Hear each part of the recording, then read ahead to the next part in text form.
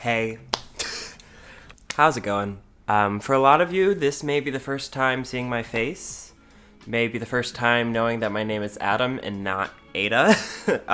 I am Adam Music. I am the creator of 2022 Renaissance, along with the 9 years of year-end mega mixes I've done so far. Crazy, next year's gonna be number 10, which is... I'm only 22. So that's like crazy to me. How do I make a mashup is the comment that I get the most. For those who have never seen any of my videos outside of my year-ends or my mashups or whatever, this has been a long journey. Like I said, this is my 9th year-end I've ever done, and they are a huge part of my life now at this point. I feel like it's the most consistent thing I've had in my life since I was 13. Which is kind of crazy to say. From about August to December every year, these become my baby. And I give birth pretty quickly after 3 months. Like I said, the most common comment I get on all of my videos is, how do I make a mashup? And a lot of you have been commenting that you have been requesting, you know, a tutorial video for a long time. I've been getting those. Jesus Christ.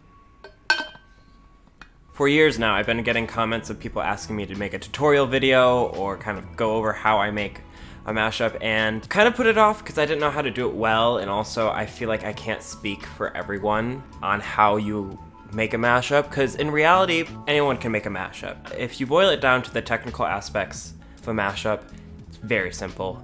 There's not a whole lot that you have to do. In the words of Pitch Perfect 2, right now, what I have is a demo with mashups on it. That's sort of what I do. Any kid with ears and a laptop can do that. These, however, are an arm and a limb. Hey, Editing Adam here. I just want to quick clarify. I'm not trying to say that making mashups take no skill. Obviously, I don't want to discredit any other people that make mashups or even myself. Even the basic two-way mashups can be very complex and can take a lot of time and can be honestly hard to execute well. But for this situation scenario, I'm just kind of trying to say that the basic key aspects of a mashup are quite simple. Anyways, so today I want to take you into a behind-the-scenes look of the creative process. How do I make a year-end mega mix? How do I take over 100 songs and put them into a little 10-minute look at the year? And I know in the title I said how to make a mashup. If you're just coming here to learn how to make a basic mashup, this might be a little extreme, but a lot of the concepts kind of correlate between any kind of mix you make. I want to preface that all year ends are different. I am not the only person that makes these year-end mashups. There's a lot of amazing creators online who do, and I'm just speaking for my own process, my own mixes themselves. I'm not trying to speak on anyone else's. This is just mine. I'm not the spokesperson for mashup culture. If anything, I'm still a baby when it comes to mashup culture. So yeah, just keep that in mind. But let's get into it. So my year-ends actually kind of start at the beginning of the year. I keep a list on my notes app on my phone of every song basically throughout the year that I think should be on the year-end. The list is not a science.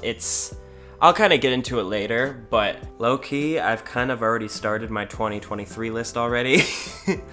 I was kind of inspired by Pop Anthology. Daniel Kim did somewhat of a year-end review, a kind of creative process look into how he made his year-ends back in the day. And he said he had a list in a notebook, and I decided this might be a little bit easier. However, once it hits August, that's kind of when I have to start mentally prepping for my year end and start doing the research process. Step 1 of research can take a while, and it's a bit tedious. I probably spend at least 10 to 15 hours researching. I use a spreadsheet on Google Drive. I've been doing this since 2014, where I will organize each song by key, and then list tempos, and that really helps me visualize what songs work in what places and where are there big groupings of songs in similar keys and tempos. For keys, I typically look them up on my own personal Discord. There are other Discord servers also that post key analysis of songs, but otherwise, a lot of times I actually use the key by ear. I'm finishing my last year of music school right now, so ear training and music theory have kind of become second nature, where I'm able to kind of just hear if the song is in key or not. So a lot of times I have to figure out the key of a song just by listening to it. And while there are a bunch of songs that don't necessarily fall under a standard major or minor key, maybe they use a different mode or have different inversions or whatever, so they don't necessarily fit exactly where I put them in the spreadsheet, it at least gives me an idea so I kind of know where to go with it. And you'll see that the spreadsheet is color-coded. Step 2 in the process of making the year end is the planning stage. Now this is probably the second most tedious part of making a year end. The planning stage is basically where I take this kind of cluster F of songs and figure out what to do with them. Because looking at a spreadsheet with all of them is daunting, to say the least. But this is where I start to look for groupings of songs that fall under similar tempos and keys and try to figure out a structure that would work where enough songs can work somewhat seamlessly in that section. For the amount of sections that there were in this year end, there was the same number of scrap sections that either didn't work or they just didn't. I couldn't figure out how it would flow. I actually had the idea for the intro of the Mega Mix back in July. After the new season of Stranger Things aired and I heard the remix of Running Up That Hill in the finale, I was like, so we're using this. And that was actually an idea that I made a demo of back before I even started planning, I think at the beginning of August. And I also knew that I wanted to have the Afterlife instrumental as the second part, but the rest of the sections came to me during the planning phase, and some of them actually a bit later in the process. When I was making some of my first few year ends back in 2015, 2016, 2017, I planned out every single thing before starting. And kind of over the years, that has changed because I've now gotten too excited and I just want to start hearing things before I finish planning. But it is an interesting and complicated phase because, especially in a project like this, you have an idea in your head that you're like, oh, that will be perfect. And then you try it and it doesn't. And that can be very hard because you planned up this idea in your head and then it just doesn't work. And that's just kind of what happens. That probably happened about like 20 times when working on a year end. Another huge question that I get all the time is, what do I use to make mashups? And I will say, in the age of a lot of good mobile apps that can somewhat do two-way mashups finely, okayly, if you will, I still fully recommend using a computer DAW. I use Ableton Live. I know some people also use Pro Tools, Logic, FL. If you don't want to spend a bunch of money and you want to start making mashups, I fully recommend Audacity. It is a great starting place. I made my whole 2015 year end in Audacity, so anything's possible. So then the next two parts of the year-end process kind of go hand in hand. It's the instrumental / transition portion, as well as the acapella / vocal portion. Back when I started doing year ends, I would lay out the entire instrumental first and kind of use that as the groundwork of where to go. Over time, I stopped caring about doing that. I kind of just do the mix how I want to, which is a bit more fun to me because I don't have to feel like I'm constrained to like, I have to do this first and then this and then this. It's like, oh, if I want to do this, I can. So for the recent years, those steps have kind of blurred a little bit. A successful transition is very hard to pull off. Even in some of my past year ends, I listen and I'm like, ooh, I did not pull that transition off. However, if you successfully plan your mix and you understand where you're going to go section between section, transitions should actually come somewhat easily. However, they don't usually. What makes transitions so hard is not just the fact that you're trying to go between instrumental and instrumental, it's also you're going between tempos, between keys, and also between feelings and emotional vibes of songs, and it can be very difficult to pull off. The easiest transition for me this year was definitely between sections 3 and 4, going between the She's All I Wanna Be instrumental into the Light Switch instrumental. Works very well together. They have very similar chord structures. All I really had to do was kind of layer them on top of each other, kind of increase the tempo, and then filter out the She's All I Wanna Be instrumental, and boom. we transitioned to a new instrumental. It was quite easy. However, the transition between section 4 and 5 though was probably one of the hardest, but it was also the most satisfying and one of my favorite ones I've actually ever done. So in that transition, it goes from light switch instrumental, putting in the transition part of Plastic Off the Sofa on Beyonce's Renaissance, which, if you've listened to the album, transitions into Virgo's Groove. Then I incorporated that transition into my year end, which then transitioned into About Damn Time by Lizzo. It was a pretty complicated one to pull off. I had to individually cut the kick and snare from the light switch instrumental and take the beat from the song and switch up the groove so it matched the new beat that was coming in. And at the same time, I had to figure out how to change keys without it sounding like we were changing keys. But luckily, I was able to then kind of use the transition from Plastic Off the Sofa into Virgo's Groove and allowed that switch to change the key into About Damn Time without it sounding like we were changing keys too much. Also, for those wondering, I don't really post instrumentals to my year ends anymore because, especially over the years, they've gotten a lot simpler. Back in 2015, 2016, I used to really layer a bunch of instrumentals on top of each other, which I personally don't do anymore because I feel like it makes it more messy. And this is just my own personal belief. I know there's a lot of creators who do it very successfully, but I choose to not layer a lot of instrumentals on top of each other because the more you do that, the more susceptible you are to clashing and also just congestion of frequencies. If you layer two instrumentals on top of each other that are doing different melodies or have different chord progressions, there's gonna be clashing. Or if you lay two tracks on top of each other that both have bass lines and you don't properly EQ one of them out, you're gonna have a lot of rumble, or you're gonna have a lot of congestion kind of in the mid-range, and it just makes the mix messier than it needs to be, which is why I've stuck more to using single instrumentals from a single song, because it just makes the mix cleaner as a whole. Once I have the instrumentals for the section, I start layering the vocals on top. A lot of people ask where I get my acapellas or instrumentals. A lot of time it's from Discord or just a Google search. Sometimes I make them myself using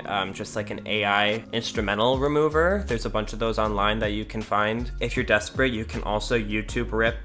It's not ideal because the quality of those files are not great, but sometimes, especially if it's an acapella, you can kind of get away with it. And to me, the 5 most important factors when it comes to this process of creating the actual mashup itself is to remember the tempo, key, transition, structure, and arc. Tempo, pretty explanatory. You gotta have the songs in the same tempo as the beat. It's gonna feel really weird if the vocal is a lot slower than the beat that's under it. Obviously, songs need to be in key with each other. You can take liberties from time to time. If the song is too far in key, maybe you can make it work somehow by using the other key or changing the notes. I did it sometimes in this mix. I've used it in other mixes, but it is difficult because if you do it wrong, it can immediately throw the listener off by like hearing something that's off key. Transitions. Now when I say transitions in this sense, it's not between sections, it's the transitions between the vocals. You want to allow the vocals to breathe. The reason why I personally don't do more than 100 songs is because I want the songs to have enough breathing room where it doesn't feel too congested. Am I sometimes still guilty of things being congested? Yes, that happens. You want to leave enough room between songs that it doesn't feel like they're overlapping all the time, but not too much time that it feels like there's a break. A lot of times I'll analyze the song and just see where the melody stops and where it starts. For example, in section 4, I had the verse of Anti-Hero, and I knew that that verse line stopped 3/4 of the way through the phrase. So I knew that in that last little quarter of the phrase, I could insert the little tag from Boys Don't Cry because there was that little space there. And finding those spaces is very important to utilizing the amount of time you have in a year end without having to overlap a bunch of things on top of each other. Structure is also important. Some people forget that things have to fall on certain beats. For example, if you have a chorus, let's say you're using The Motto by Ava Max and Tiesto, the downbeat of the song is "That's the motto." Oh my, whoa. Let's raise it. That's the motto, and the downbeat hits on motto, and that's the structure of the song. That is the downbeat of the song, the vocal, the instrumental. Now, if you tried to layer that song, that chorus, on a different song, but aligned it so the downbeat hit at "That's the motto," and then the downbeat hits or something, it's gonna be thrown off. Oh, you know that's the motto. Pop a few pills and pop a few champagne bottles.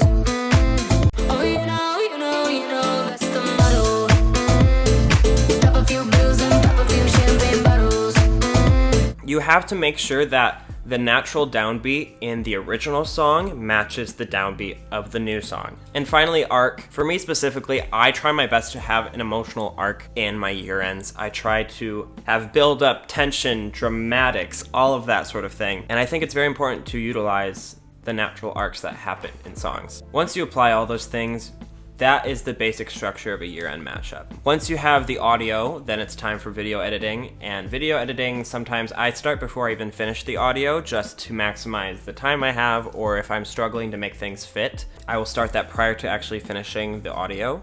One of the most basic functions of the video editing is lining up the video with the song. If there is a song playing and there's a video for it, line it up so you can see the person singing the song. However, once you are more experienced with video editing, you can go a bit deeper and try to combine shots from other music videos. It's fun because you can kind of create your own music video by using other music videos. You don't just have to use the video of the song that's playing at that moment, which can kind of create some more dynamics and make the video editing a bit more interesting. One tip specifically is I recommend putting all the videos in the same dimensions, whether, all widescreen, all full screen. It is a little bit distracting to see the videos kind of flashing between widescreen, full screen, square. It can be a little bit disorienting. That can help add cohesion and make the video look a bit more aesthetically appealing. And after the video, then you're done.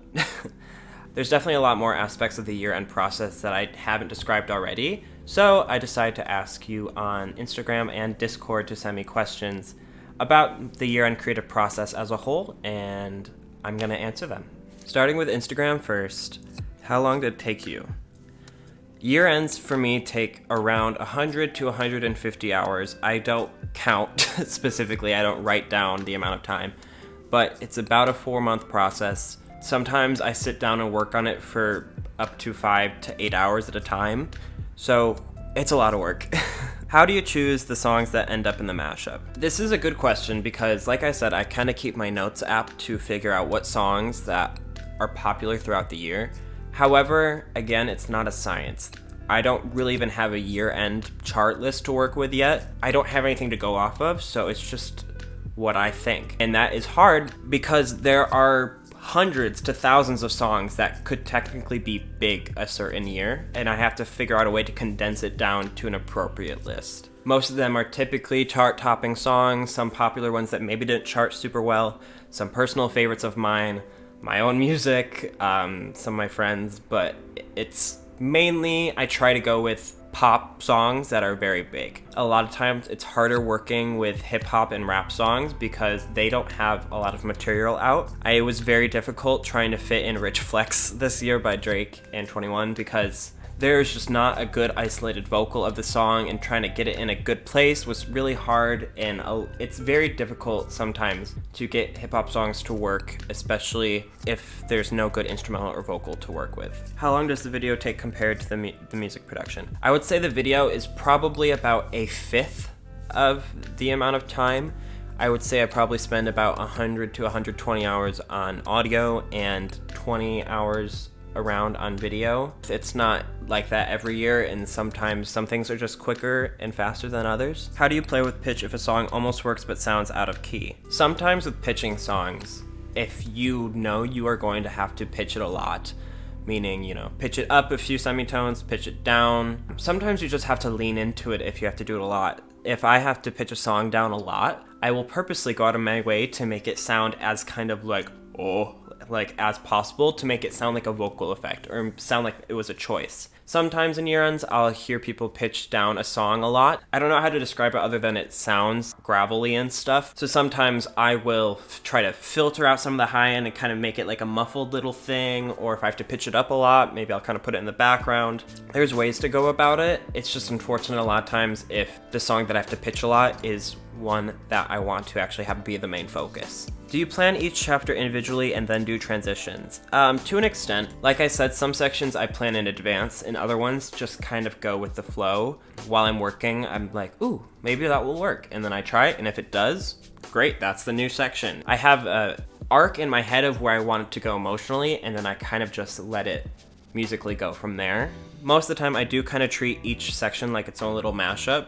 Most of the time, besides a few instances, a song will be contained to one section. It won't be used in multiple. I think the only exceptions this year were About Damn Time and Break My Soul. Are there ever any songs or artists you have not wanted to include in the year-end mixes? Yeah. As a music listener and just a human, there are people and artists I don't necessarily like. Sometimes I may not include an artist if I just don't agree with what they stand for, and I don't, Let's just say I purposely did not put 6ix9ine in like any of my year-ends besides one, because he's an example of someone that I just don't fully want to put in any of my mixes. Is there any specific way that you choose songs when it comes to full albums? Renaissance, for instance. If there's a very successful album, I try to choose some of the biggest songs from that album. Renaissance this year, obviously there's the singles, Break My Soul, Cuff It. Alien Superstar was one of the bigger tracks, so I included it. And then as well as, I thought the Plastic Off the Sofa and Virgo's Groove transition was so iconic and just a huge high point for the album that I wanted to include it as well. Last year, my 2021 year end, with Olivia Rodrigo releasing Sour and being so huge, realistically I could have put every song in the year end, but I just tried to choose some of the highest points and some of the most streamed or the most notable songs from the project. What are the skills you need to go through the entire process? Like I said, I'm finishing school right now for music production, so I have a lot of music production skills and knowledge that help me mix my year ends, helps me produce in them, and that has given me a lot of skills throughout the years. Mixing a year end is very important, especially, if you want to make it engaging and you don't want the listener to be thrown off. Having a good mix between instrumental and vocals is very important. Like I said, music theory helps a lot, especially understanding keys, what works with each other, understanding arcs of songs, emotions, how to create a compelling piece of music is also very important. All right, let's go over to Discord. Join my Discord if you haven't. Have you ever had to add a song into the mega mix last minute? This happens actually all the time, especially with releasing near the end of December. A lot of artists try to get in songs or release songs prior to the holiday season. So there's usually a little bit of an influx of songs coming out right at the end of the year. And actually this year, it wasn't just a song last minute. The entirety of Chapter 6 was added 6 days before the release. Up to a week before the release, the year end was actually supposed to end with About Damn Time, coming in around 9.5 minutes. Most of the songs that were in Chapter 6, I didn't have a place for. I couldn't figure out where to put them. I was struggling hardcore because I had a lot of songs that I really wanted to include, but I had no clue where to put them. I didn't know how to transition out of About Damn Time to go to a new section, and it was very difficult.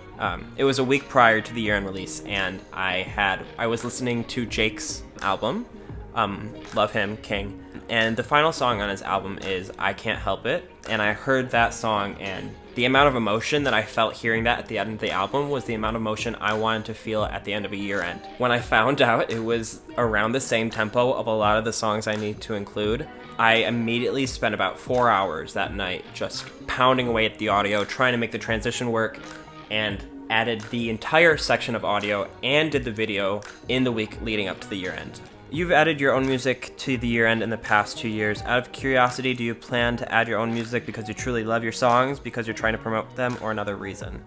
That's actually a good question. Obviously, I like my own music.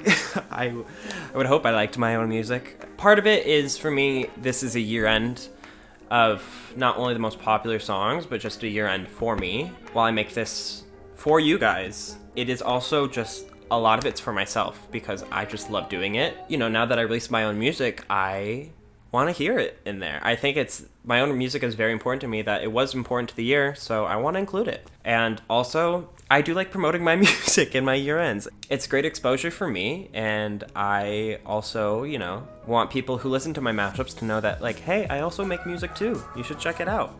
It's a great little plug for myself, I guess. This is a great question. What's it like having hundreds of thousands of people expecting a yearly video that's high quality at the same time?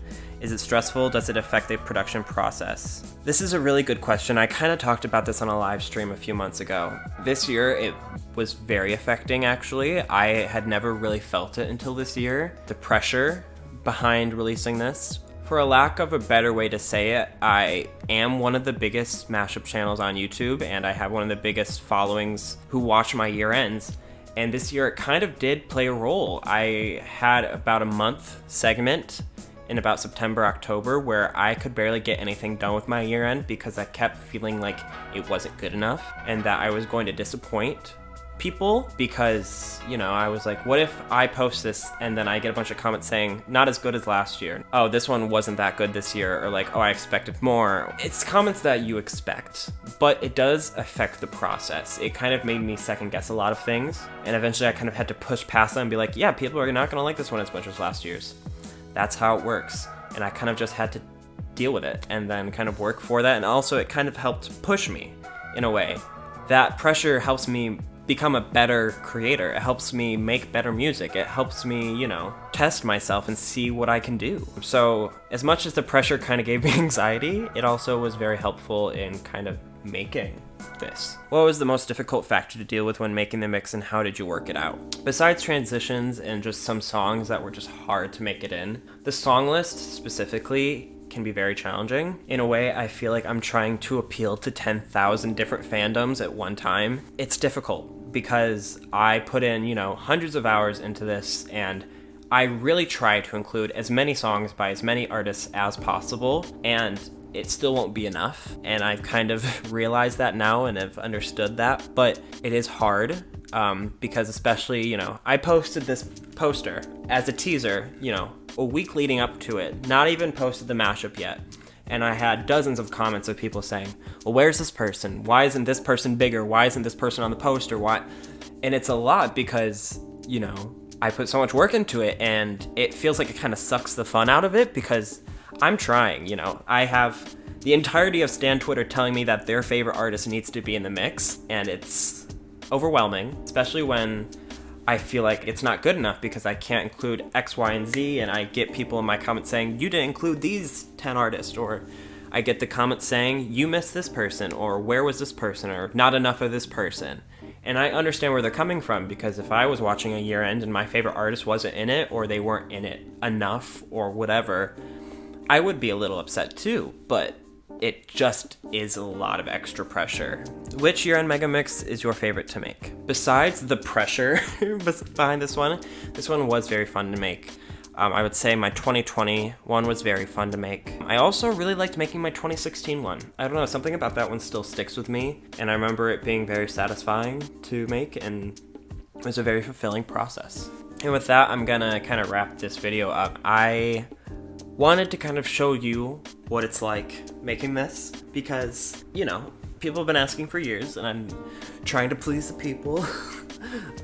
It's also cool to show you kind of what goes into it. These projects even mean more to me than my original music from time to time. I feel like they're one of the things I do best, and like I said, anyone can make a mashup. Anyone can technically put two songs together and call it a mashup. But the year ends are where I feel like I can flourish and express my creativity and emotion, and something that I think I pride myself in doing well is connecting with emotions and being able to take someone on a journey. I do enjoy year ends that are kind of just all fun and dancy and upbeat the entire time. I just really like to feel something in these year ends, and I like to take the listener through an experience that throws them through all these emotions, and they feel this kind of reaction, especially when you reach the end and it's very satisfying and makes something that feels like me. Even though it's other people's songs, it feels like me. And it's really fun. And I'm so grateful for all the support over all these years. It's really crazy to see where I've grown. Can't believe this is the 9th one I've made next year. Number 10. God, help me.